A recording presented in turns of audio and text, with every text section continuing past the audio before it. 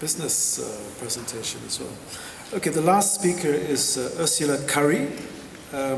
Ursula is from EHDD Architecture, and she's going to talk about the renovation of the Toledo Aquarium.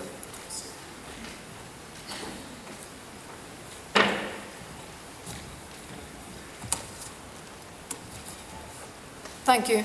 So, as is noted, I'm an architect at EHDD in San Francisco, and I just want to say that I've been so impressed with the energy and enthusiasm that you all have for your profession, that I really hope that that becomes apparent to you, that I have this similar love and enthusiasm for my own profession. So I hope that comes across in my talk. So today I want to tell you a story about an aquarium project that I've been working on for 2.5 years. And as part of that story, I want to give you a little context about EHDD and our approach to sustainability. So this map lets you see the different offices that we have established throughout the continents, depending on the complexity of the projects that we've been working on. So we've been in San Francisco for 66 years, and then we set up an office in Monterey, and we were working on the Monterey Bay Aquarium, and then an office in Chicago when we were working on the Shed Aquarium. And right now we're working, we've set up an office in Mumbai for future projects there.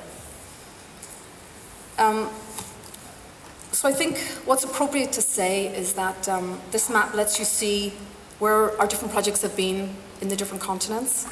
And what I would like to say is that it doesn't really matter where we are in the world. What's important to us is that we can create beautiful and timeless buildings that could only belong in one place. And the way we achieve the means of doing that is by understanding in depth the intentions, the history, the culture, and the aspirations that you have for your project. And in doing so, I feel that we're able to make buildings that are very appropriate to you in their context. And to me, appropriateness is a very significant aspect of sustainability. I think it's our first endeavor to make sustainable projects. So, my husband, who is a shamanic healer, who's trained in the Peruvian rainforest tradition, reminds me of the concept of sacred reciprocity, where if you're going to take something away from an environment, you should put something back in order to maintain a state of balance. And to me, that's another equally strong intention for making a sustainable world. And I feel that's the ethos behind our architecture. So from an architect's perspective, I'd like to focus on a few key elements of sustainability that we feel are really important in the built environment. Urban scale intervention, regeneration, net zero energy, and the concept of purchasing wisely. And I'm going to use a few examples of our building to convey how we have worked with those different aspects. So Monterey Aquarium in California, I think, is a great example of the impact of an aquarium on the urban scale intervention upon a community. Long before the aquarium was established in Monterey, the town had had a boom economy in the 1930s, of course, with the sardine industry, and many industries built up around that, and the economy was really booming as a result of that. But it wasn't really all that long before the fish they had been overfished, and with the decline in the available amount of sardines, etc., the whole industry's declined, and consequently the community went into decline. So by the time the Monterey Bay Aquarium campus had been fully established, let's say by the mid-90s, there had been an incredible improvement within the community. There was an increase in support in terms of the hospitality industries, and that increase in population and it led to an increase in the economy, etc. So I think it's appropriate to say that with the location of the aquarium in this small community, everybody has benefited from the impact of such a really successful institution. So I think it's a great example of how urban scale intervention can be manifest by a building which is very well intended. So regeneration is another aspect that we've been seeing constantly with our clients, with the notion that you don't always have to build new buildings. You can work within the fabric of what you have, and in doing so, of course, we're helping to reduce our carbon footprint. So the Shed Aquarium was a great example of that whenever we helped them work on the Amazon Rising project. The building itself at that time was along the lines of what Rebecca had mentioned earlier, the old generation aquarium, where some of the galleries just had the small picture frame windows. what they asked us to reimagine for their visitors was to experience the galleries in a much more immersive way. And the way we did that was just by turning the smaller galleries into one larger gallery by just doing simple intervention. And in the process, we replaced the small tank windows with much larger full-height glass in order to give the visitors a much more immersive experience and a completely different experience within the fabric of the built environment. We're also finding that net zero energy is something that all our clients are interested in doing, and the Exploratorium in San Francisco is a great example of creating their own energy at source. This building is going to open to the public in the spring of 2013, so I think in alignment with the America's Cup, so if you happen to be there, please enjoy a drink in the restaurant.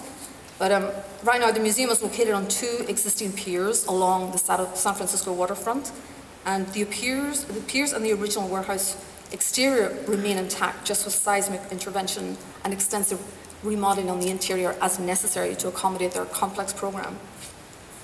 But this will be the largest museum of its kind, which will be producing it will be totally net zero energy, and it will be producing 100% of its electrical needs, given with the large PV panel array on the roof. They're also using bay water cooling, and they're doing radiant flooring throughout. So this is a great example of an institution taking responsibility for producing its own energy. So the last concept of purchasing wisely and acquiring locally, I believe, is something that it's easy for us to do if we apply a creative process to the resources that surround us. And at one of our aquarium projects in LA, the paper person sculpture was suspended on the roof of the ecosystem gallery. And this was made completely of the paper that was discarded by the visitors that visited the museum on Earth Day in 2009. And then an artist took it all and fabricated something that's extremely impressive, artistic example of something fantastic by resourcing locally. So I think all of that leads me to believe that our sensitivity to these issues may be the reason why the Toledo Aquarium selected our team in 2010 to help them realize their aquarium project. They have a small existing aquarium within the grounds of a beautiful zoo campus. And as part of our approach in creating our team, we adopted the notion of thinking globally but employing locally. So while TJP is here and is our great life support engineer, and we have LZI out of Boston helping us with our exhibit design, more than 50% of our design team is local to Toledo, and we felt that was another aspect that we're helping sustainably keep this project from reducing a carbon footprint. So where is Toledo? So Toledo is in northern Ohio, and it's that controversial swing state, which is very influential in determining the next president of the United States. So everyone's really got their eyes on Toledo all the time, when it's, especially like a year like this year. So it's a Midwestern state, and it's renowned for its manufacturing industry. So they have a rich history of glass production. Toledo was the first town to produce colored glass and the glass block that you see in a lot of the buildings around the world. So it's a very important aspect of their culture. So the aquarium is located within a 100-year-old zoo facility, and this has had the good fortune of having 5 WPA buildings on its premises. So for those of you that don't know, the WPA movement was a bill that was enacted by Roosevelt during the depressed years of the 1930s in America, and the intention of which was to put a heavily underemployed community to work. And the zoo is fortunate to have 5 of their buildings created by that workforce. And as somebody who has been poring over their drawings for the last 2.5 years, it's really apparent to me that these buildings were designed by a very appreciative workforce who put a lot of love and energy into these buildings. So I feel very fortunate to be the recipient of what I think is another example of urban scale intervention.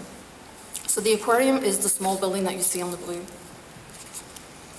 The zoo itself is no stranger to sustainable practices, and to the best of their ability, they have done what they can to be responsible stewards of their built environment. And one important goal for us was to make sure that this new aquarium was going to be LEED Silver equivalent. So just to give you some context of the building, this is what it looked like in the 1930s when it was finished. It's a 2-story brick and stone building with a 22,000 square foot footprint. This is the interior of the main galleries. Like the shed aquarium, it's got small tank windows on either side of a long, wide gallery. The galleries are long, but the ceilings are low, and then they're segregated into small chambers. So in the middle, there's a trout stream gallery that was on the east side of the building, and thankfully this has got high ceilings and a generous skylight, and again, a lot of glass block windows and doors that lead to the exterior. So the back of house service areas, really simple, but they're organized such that the tanks have skylights overhead to allow the visitors to view the animals under daylight conditions.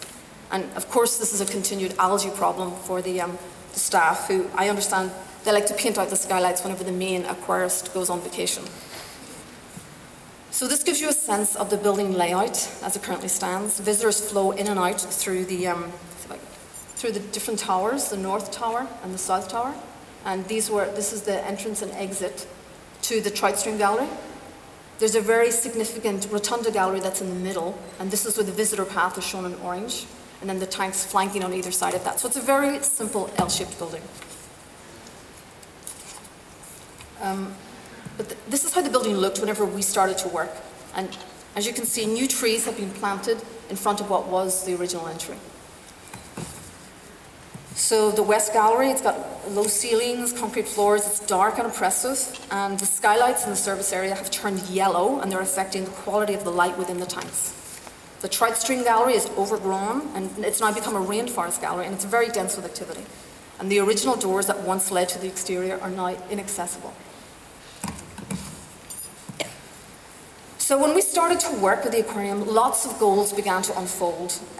Not only did they want to change their aging infrastructure, but they also wanted a new immersive aquatic experience for their community, many of whom only had contact with local freshwater species. So they wanted to expand the awareness and knowledge of the people that lived within the middle state of America, who may not ever have access to marine species before. And I should acknowledge that the majority of the funding for this project was actually provided by the community, who voted on bonds for the almost $20.5 million that it was going to cost for the construction of the project. So the community was heavily invested in the success and their love for the building. So I think that was really admirable. And this diagram lets you get a sense of how they wanted to go from their existing to their new program. So although they were reducing the number of exhibits, they were increasing their quantity of marine exhibits, and they were significantly increasing their water volume. Their holding tanks were also going to change, and they wanted to go from an 8,000 gallon, which was their largest exhibit, to a 90,000 gallon exhibit. So our real concern for us was where and how are we going to accommodate this program within the confines of their footprint. So our design process was 2.5 years, and this gives you a sense of some of the issues that we tackled with. The biggest thing was, where are we going to locate the largest tank in such a way to have minimal structural intervention, given our responsibility to their budget. And we studied various configurations for the life support system and its impact upon the building. So we limited our carbon footprint to having 13 local workshops throughout the course of 2.5 years, and all other meetings were held by go-to sessions. So our concept, I think, was varied and brilliant. We decided to reinstate the original entrance into the Trout Stream Gallery as the primary entrance and exit of the building, and it becomes the new lobby gallery. In the interior, we located the largest tank in the location of where the rotunda had once been. So visitors now experience their rotunda completely differently. Instead of having been in the center of it before, now they were going to circumambulate around the outside of it. And we created a new open plan south gallery at the end, where we blew out a lot of the existing walls. And in the process, we also, as you can see, that we reinstated the new entry. And then visitors had one circular path. And we also chose to remove the interior ceilings. So as you all know, revenue generation is really critical to the success and sustainability of a project. So the things that we focused upon was trying to capture new rentable spaces, such as new conference areas that we located here. We captured what was previously exterior porches and turned them into interior spaces. We put a conference room in this area, and we installed a retail store at the end of the visitor path, and we designed the building in such a way that it could be used for the rental of private functions. So there's new AV and LCD technology throughout the facility. So in terms of our sustainable concepts for the exterior, we tackle the notion of purchasing wisely, where we retained most, I would say all of the building exterior envelope and 75% of the roof. And we retained the existing glass block windows, considering how significantly important this was to the legacy of this town. We salvaged half of the existing tanks in the gallery. We retained 40% of the existing interior walls. And we specified heavy volume fly ash in all of the concrete. And we installed LED light fixtures above 42% of the tanks, and the lights are all regulated on automatic control systems, which currently doesn't happen today. So we practiced the notion of regeneration, where we surgically removed some window pilasters in some of the existing tanks. Here you can see the before and after. Again, we removed the entrance into the trout stream and put in a new tank, which is a double-sided viewing, both from the west lobby and the main gallery. In terms of our light support systems, this is where we once were before TJP joined. Our basement has got 5 existing reservoirs. And this is what we ended up with in terms of our new life support system. Deaeration towers are adjacent to the larger tanks. All the pipes and the pumps are sized appropriately to minimize energy. And we used protein and drum skimmers instead of sand filters, both in response to our space and energy and water savings. So in terms of our sustainable concepts for our MEP, we have achieved LEED Silver equivalency for our program, and our building is 37% more efficient in terms of annual energy consumption, 20% more efficient in terms of annual energy costs. So I think that's all good news. So what does it look like? So I've got a few renderings that sort of give you a sense of the interior of the building. This is the lobby gallery, where you'll see sharks, resin tanks accompanied on one side by the Amazon community. And down in the bottom corner, I'm sort of showing the existing, what it once used to look like, and this is how it looks today. And you go up a ramp in towards the South Gallery, which has got a lot of highly interactive exhibits on one side. And then the South Gallery is the now large open plan area that we've created, where we've got our touch tanks with sharks, bonnet sharks and res, with cylinders and a small jewel tank gallery. And here you see the large rotunda tank is where we're putting the 90,000 gallon coral reef exhibit. So this is my favorite part of the exhibit path. I think this is the new touch tank. And what I love about this area is that we've built this glass block wall, which is in front of small existing windows that are there, and we're back painting it to give it sort of a decorative, aquatic quality. And to me, this was really important because I think there's the notion of fatigue sometimes in the black space galleries, and that's what's so great about Monterey. There's a lot of opportunities to get outdoors and to experience daylight. So I wanted there to be some sense of the awareness of natural light in an area of the visitor path that could afford it, and that was by the touch tank. So to me, I feel this is a really interesting reflection of their culture and an opportunity to give the visitor variety in the quality of light that they're experiencing. So then this is the West Gallery, and so the ceiling heights are much higher, and here you'll just see the different display of exhibits that we have. And I think this is the best part of all. The final exhibit that's on the visitor path is an outdoor penguin exhibit, and we'll be featuring 24 South African black-footed penguins. So we think it's really great that there's a wonderful connection between where we are here today in Cape Town and what I'm going back to in Toledo, Ohio. So thank you very much.